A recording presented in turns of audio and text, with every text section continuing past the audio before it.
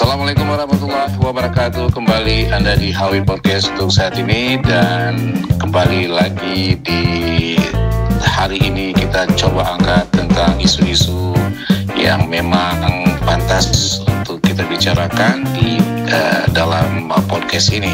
Sekali lagi banyak hal yang ingin kita diskusikan, tapi untuk saat ini kita ingin bicara kembali tentang permasalahan pelindungan harimau. Mungkin di beberapa waktu lalu, di beberapa bulan lalu kita juga sudah pernah diskusi tentang ini, namun dalam topik yang berbeda. Tapi untuk hari ini kita coba kembali angkat tentang beberapa persoalan dan permasalahan tentang pelindungan harimau ini. Nah, ketika kita bicara tentang permasalahan pelindungan harimau di Indonesia, pastinya adalah terkait dengan perburuan liar, ya. Kemudian juga ada konflik dengan manusia dan juga kerusakan habitatnya sendiri. Kita lihat juga pemburu sering menggunakan jerat untuk menangkap harimau, bahkan dengan cara-cara yang kejam. Perdagangan ilegal harimau ini telah begitu jauh mengancam kehidupan di habitat aslinya, yang kemudian memicu konflik dengan manusia karena perebutan teritorial.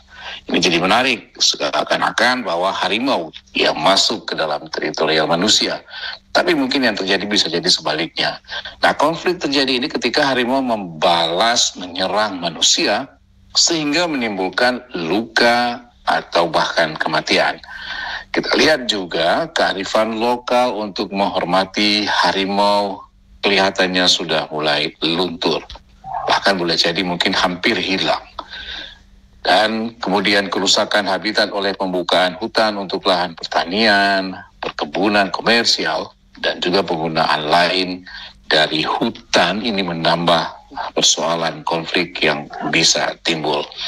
Degradasi habitat akibat deforestasi dan juga fragmentasi adalah masalah krusial kalau kita lihat pada saat sekarang ini. Untuk mengatasi persoalan tersebut, kita akan coba berbincang-bincang, kita akan coba berdiskusi dengan Mbak Erlinda Kartika, seorang pegiat, ya, seorang wanita pegiat konservasi harimau yang sekarang aktif sebagai Direktur Yayasan Hutan Harimau. Mbak Linda, kita sebut begitu, dan ini juga merupakan orang pertama, ya, sepertinya yang mendapatkan gelar PhD di bidang konservasi harimau. Ini perlu kita apresiasi. Baik, Assalamualaikum Mbak Linda. Waalaikumsalam. Ya, selamat sore Mas. Ya, selamat sore kembali. Dan Mbak Linda juga sebagai Direktur dari Yayasan Hutan Harimau, sekaligus juga sekali lagi saya ulangi staf Kementerian Kehutanan yang bertugas di Balai KSDA Sumatera Barat. Beliau menamatkan pendidikan doktoral di Wageningen University dengan fokus penelitian pada harimau Sumatera dengan pendekatan antropologi dan sosiologi. Menarik ini, kita diskusikan ini. Juga pernah mengenyam pendidikan S1 di di Institut Pertanian Bogor di Fakultas Kehutanan, dan juga masternya juga di Wageningen University, ya, Mbak Linda? Iya, di tempat yang sama. Betah banget kayaknya di sana.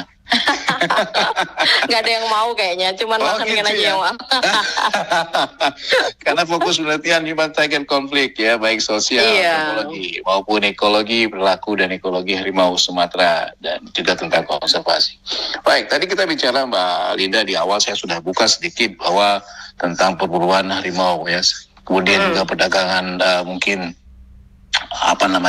untuk harimau ini secara ilegal juga masih terus terjadi. Kita ingin dengar dulu perkembangan apa sepertinya sekarang ini kalau tentang isu-isu perburuan dan perdagangan ilegal, terutama biasanya itu ada organ yang diambil dari harimau, ya. Seperti itu Mbak Linda, bagaimana Anda melihat ini, Mbak? Ya, untuk sejauh ini tuh sebenarnya kalau sebelum kita ngobrol lebih jauh, kayaknya menyapa yang dengerin podcast dulu kali ya. Oke deh, silakan. Oke, selamat sore buat teman-teman yang dengerin podcast. Mudah-mudahan hari ini kita ngomongin sesuatu yang bermanfaat gitu ya. untuk kita jadikan sebagai pembelajaran bersama gitu ya. Ya. Ya tadi nanggepin masalah perburuan gitu ya, perburuan di Indonesia terkait dengan harimau Sumatera. Sebenarnya kalau ngomong perburuan tuh kayaknya nggak habis-habisnya ya, nggak ada habis-habisnya. Terkait sama harimau terutama itu hampir semua bagian tubuhnya itu bisa dijual gitu, mulai dari dagingnya bisa dijual, tulangnya bisa dijual, kulitnya bisa dijual, kemudian kumisnya aja bisa dijual. Jadi kayak semuanya tuh bisa dijual, bahkan sekarang itu jejaknya aja bisa dijual gitu. Jadi kalau udah sebenarnya semakin mengkhawatirkan karena di beberapa tempat itu beberapa tahun terakhir saya sudah intinya sempat menemukan di beberapa tempat itu ketika ditanya ke masyarakat, mereka mengaku bahwa bahkan pemburu itu sekarang berburunya tidak langsung kayak kalau dulu kan mereka mengidentifikasi tempatnya di mana dia harus berburu, kemudian naruh jerat di situ secara oportunistik gitu ya, karena mereka tahu ditaruh jeratnya kemudian diburu. Kalau sekarang itu mudah banget nyarinya itu, kalau nggak nanya ke masyarakat ketemu jejak apa enggak, yang menemukan jejak itu bisa dibayar sama dia, range-nya tuh bisa sampai 500 sampai dengan 1,5 juta. Jadi cukup menjanjikan. Kemudian yang kedua, pemburu juga nggak istilahnya nggak buta teknologi juga.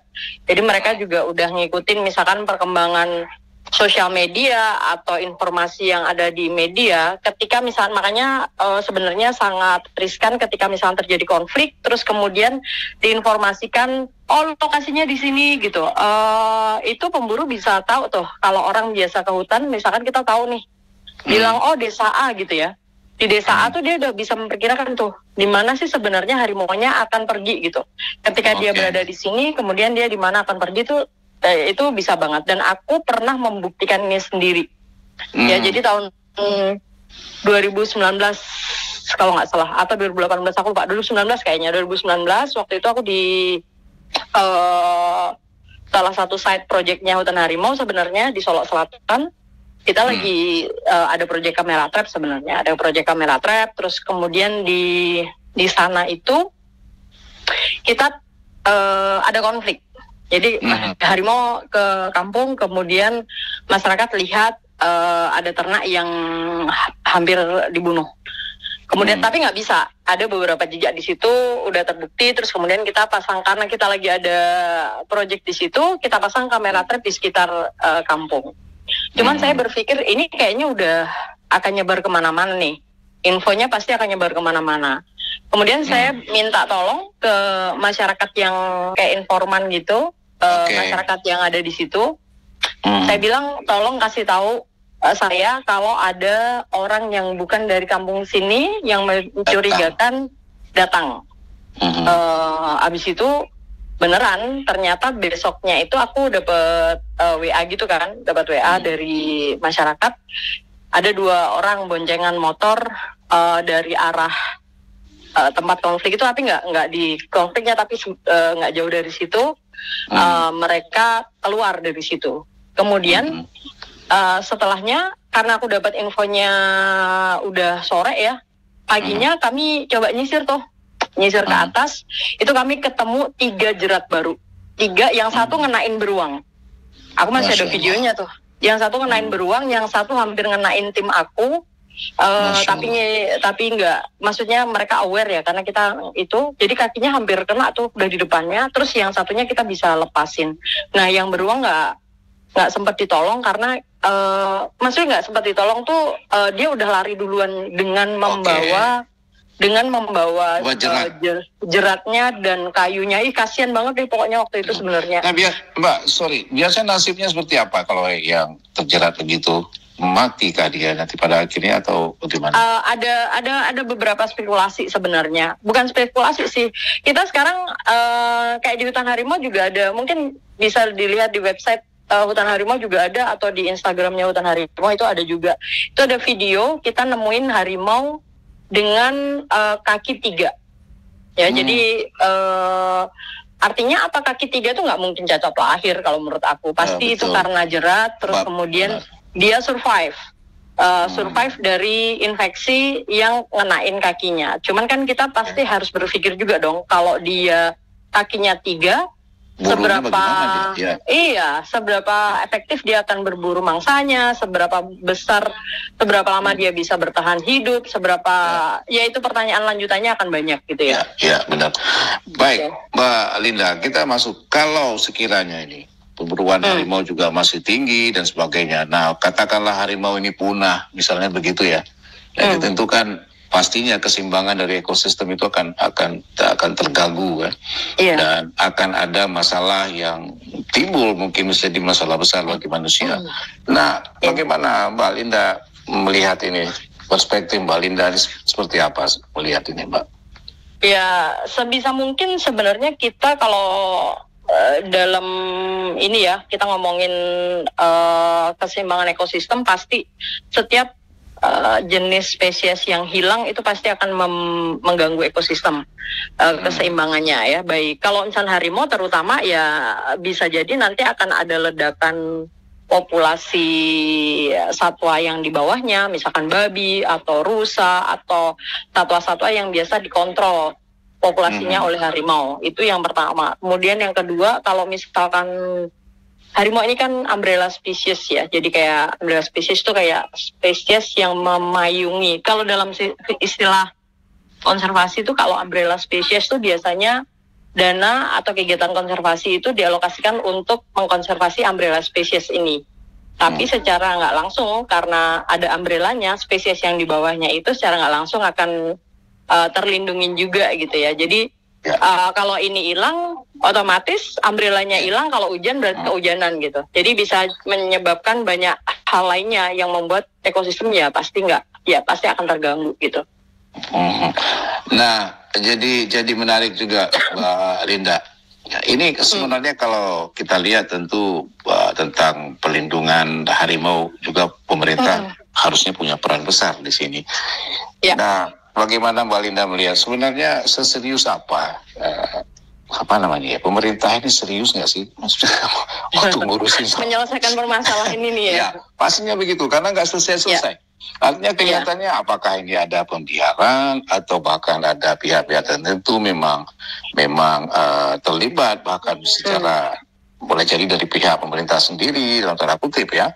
Kemudian juga kalau kita lihat mungkin Mbak Linda, saya nggak tahu kan berburu itu mereka punya jenis senjata, apakah ada senjata khusus, mungkin di situ juga menjadi salah satu indikator siapa-siapa orang yang sebenarnya melakukan perburuan itu. Nah, kita fokus kembali kepada keseriusan pemerintah sebenarnya untuk menyelesaikan ini. Bagaimana Mbak Linda melihat ini, Mbak?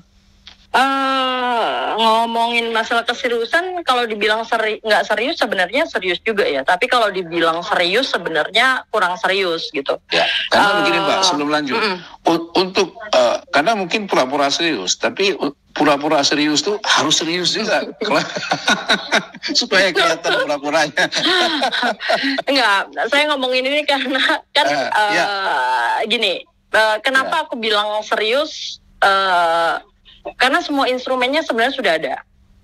Pemerintah kan tugasnya sebenarnya membuat instrumen untuk perlindungan nih, mulai dari undang-undangnya, kemudian pedoman lah kayak SOP, penanganan konflik, kemudian pedoman survei, pedoman perburuan, aturan perlindungan, pedoman translokasi, banyak banget deh pedoman yang harus dibuat oleh pemerintah Indonesia dalam hal konservasi. Itu sebenarnya menurut aku udah 85% udah cukup gitu ya untuk mengenai pedoman. Bahkan undang-undang yang terbaru yang tentang konservasi nomor 32 tahun 2024 itu sudah lebih bagus dibandingkan yang lama, karena mengatur di situ kayak semacam, kalau dulu kan cuman ngaturnya adalah dihukum maksimal 5 tahun penjara tanpa ada minimum, sehingga terjadi kayak contohnya ada yang bawa harimau beberapa ekor tapi dihukumnya cuma 6 bulan.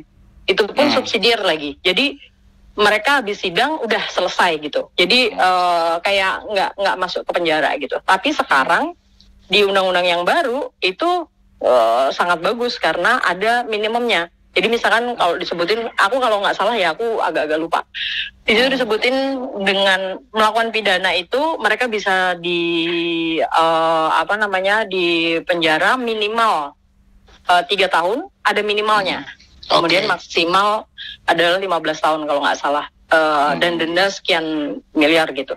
Jadi atau sekian ratus, ya, 100 juta kayaknya, aku lupa. Paling rendah segitu ya kira-kira. Iya, pokoknya ada dendanya juga gitu. Jadi maksudnya yang ditekankan di sini itu bahwa sekarang undang-undang yang baru itu ada penjara paling singkat gitu ya.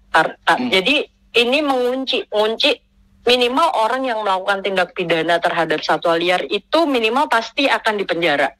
Meskipun 3 tahun gitu, minimal harus ada itu. Jadi dari segi instrumental itu sudah, menurut aku udah cukup karena semuanya sudah ada. Tetapi balik lagi sebenarnya kenapa aku bilang serius nggak serius adalah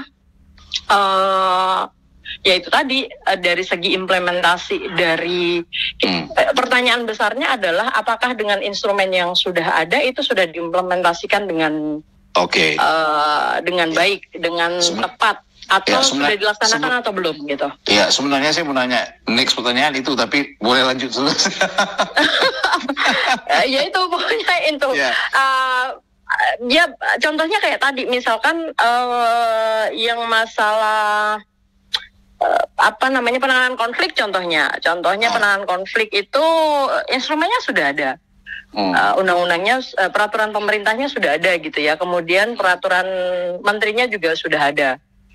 Tetapi pertanyaannya kembali adalah apakah memang yang ada di peraturan itu dilaksanakan dengan sungguh-sungguh? Apakah kan di situ ada tuh bagian verifikasi ketika terjadi konflik.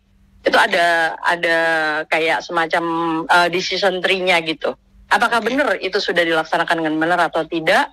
Ya itu kembali lagi ke masing-masing pelaksana. Tetapi tidak menutup kemungkinan pemerintah Indonesia menurut aku sudah cukup serius dengan membentuk Wildlife Rescue Unit di masing-masing provinsi itu ada. Ya, sorry Mbak Linda. Pelaksana di sini siapa yang Mbak Linda maksud? Oh, pelaksana apa? Tadi sebagai pelaksana untuk implementasikan ini apa? Ya, implementasi kalau untuk penanganan konflik itu sudah pasti dari pemerintah. Kalau misalkan pemerintahnya misalnya kerjasama sama NGO ya nggak apa-apa, tetapi tetap yang harus bertanggung jawab terhadap konflik itu sendiri. Aku pikir kalau misalkan di masing-masing daerah ya berarti conservation agen yang ada di situ, kayak kalau di kita biasanya BKSDA, Balai Konservasi Sumber Daya Alam gitu. Oke, Mbak Linda, itu kita tadi bicara tentang implementasi dan yang kan kita lihat secara global lagi Indonesia ini tidak bicara tentang harimau dulu. Banyak undang-undang yang sudah dibuat, undang-undang yang sudah direvisi, bla bla bla sudah diundangkan. Tapi pada saat faktanya di lapangan, nah ini berbeda. Contoh misalnya, kalau tadi misalnya ada minimal di penjara misalnya 3 tahun, segala macam. Nah, ada temuan-temuan di lapangan ke Mbak Linda, adanya pelanggaran itu. Misalnya, ya harusnya 3 tahun, tapi ternyata pelaksanaan. Boleh jadi putusannya adalah 3 tahun, tapi prakteknya di lapangan mungkin belum sampai dia sudah bebas keluar atau gitu ya. dilepaskan dengan cara-cara tertentu, sehingga ya artinya dia tidak benar-benar berada di dalam penjara itu selama 3 tahun penuh seperti itu. Nah kalau misalkan dia berada di penjaranya atau tidak, itu sebenarnya bukan ranahnya kementerian lagi ya, tapi itu udah di Kemenhumham gitu ya. Tetapi karena ini yang undang-undang terbarunya yang 32 2024 itu baru banget gitu ya, kayaknya November atau Desember gitu. 2024 itu baru diterbitin, jadi implementasinya sekarang tuh belum ada yang minimum. Tapi dulu itu pernah ada kejadian kayak misalkan dia bawa kulit harimau di vonisnya cuma 6 bulan gitu. Terus 6 bulan itu udah dipotong dengan segala proses yang sudah dia dijalanin, udah habis. Jadi begitu putusan dia lepas gitu aja. Itu ada kejadian seperti itu. Tidak hanya harimau ya, kayak misalnya rangkong juga pernah kejadian seperti itu. Jadi hampir semua satwa liar kayak terenggiling yang waktu itu di Medan sampai kontainer-kontainer itu juga kayaknya putusannya nggak terlalu banyak gitu. Aku lupa sih berapa, tapi nggak terlalu lama gitu, nggak terlalu lama sampai 3 tahun gitu. Artinya tidak ada efek jerah yang ditimbulkan di situ ya Mbak? Nggak ada, karena kalau misalnya 6 bulan, ya otomatis kalau kita ngomongin masalah sindikat lah ya. Ini kan wildlife crime itu termasuk sindikat yang bisa disetarakan dengan sindikat narkoba, perdagangan orang, dan sindikat senjata. Wildlife crime itu nomor 4. Ya, senjata nomor 1, kemudian nomor 2 kalau nggak salah narkoba, nomor 3 perdagangan manusia, nomor 4 itu wildlife crime. Jadi kalau kita udah ngomongin sindikat wildlife, otomatis ini orang-orang berduit nih yang ketangkap misalkan. Tapi mungkin kalau yang ditangkap cuma orang-orang krocok-krocok yang semacam kayak pemburunya, ya pemburu nggak bisa bayar siapa-siapa gitu. Tapi kalau yang ditangkap adalah mulai dari middleman lah, misalkan middleman sampai ke atas, sampai ke yang sindikatnya lah, topnya, ya itu gampang banget. Kalau misalnya ngeluarin uang berapa sih supaya bebas gitu kan pasti mudah. Meskipun ya saya tidak mengindikasikan misalkan mereka membayar, enggak, mungkin ada pertimbangan lain dari hakim untuk memberikan cuma 6 bulan gitu. Mungkin kesaksian yang diberikan oleh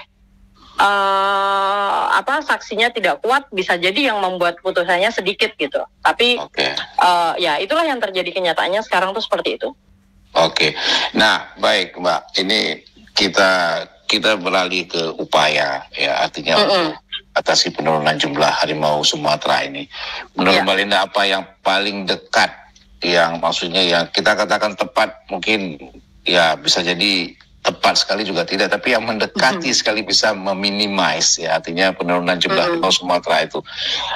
Ada nggak Mbak yang bisa dilakukan untuk mengatasi penurunan ya? Yang pasti gini, ngebayanginnya tuh sebenarnya harimau itu kan kucing ya, cuman besar gitu aja. Jadi kucing cuman besar. Kalau Mas lihat kucing itu beranaknya kan kayak muda banget ya. Tiap 3 bulan dia beranak gitu. Sama harimau tuh kayak gitu juga. Dia bisa bisa kayak, dia masa kehamilannya kan cuman 105 hari. 105 hari itu sekitar 3 bulan lebih. 3 bulan lebih lah, ya. Dia akan ngasuh anaknya sampai 2 tahun. Anggaplah 2 tahun paling lama.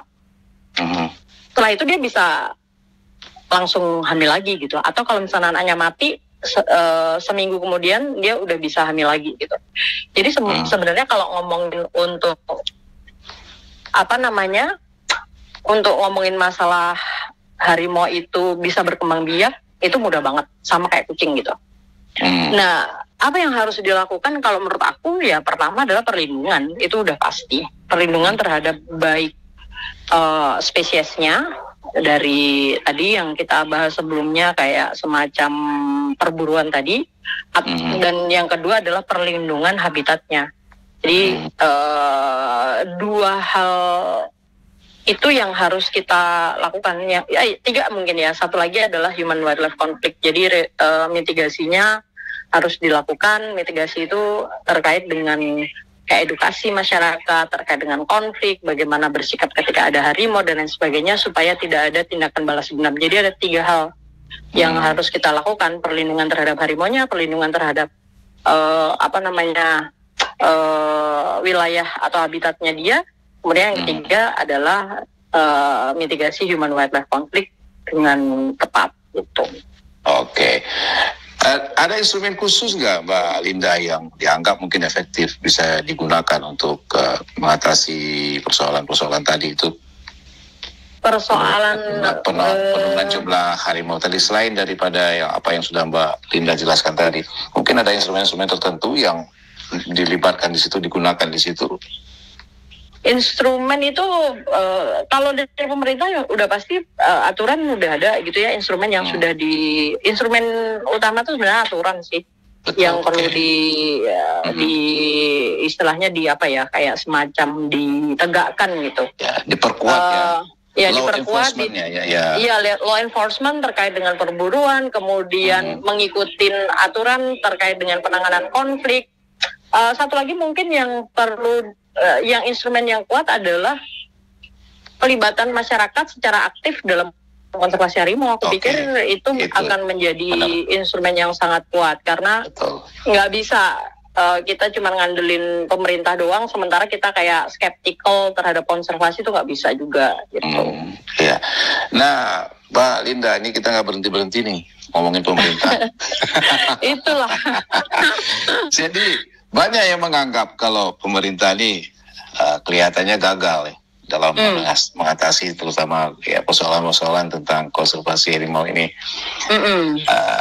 Gimana sih Mbak, benar nggak tuh? Artinya kalau kita dengar di mana-mana orang kan bilang tuh pemerintah nggak berhasil nih. Nah ini gimana Mbak Linda ngelihatnya? Iya, yang paling enak tuh emang nyalain orang sih. Paling gampang. Soalnya itu hal yang paling mudah dilakukan adalah blame, ya, blaming others itu paling mudah. Dan apapun yang sudah dilakukan oleh pemerintah itu pasti akan dikritisi. Dan kalau menurut aku pemerintah nggak usah terlalu baper untuk menanggapin kritik orang. Aku pikir harusnya kritik berbesar orang hati ya. Iya, berbesar hati aja. Kalau memang kritikannya menurut kita itu ya udah itu represent kita, ya udah terima saja. Terus kemudian kita refleksi apa yang bisa kita perbaikin.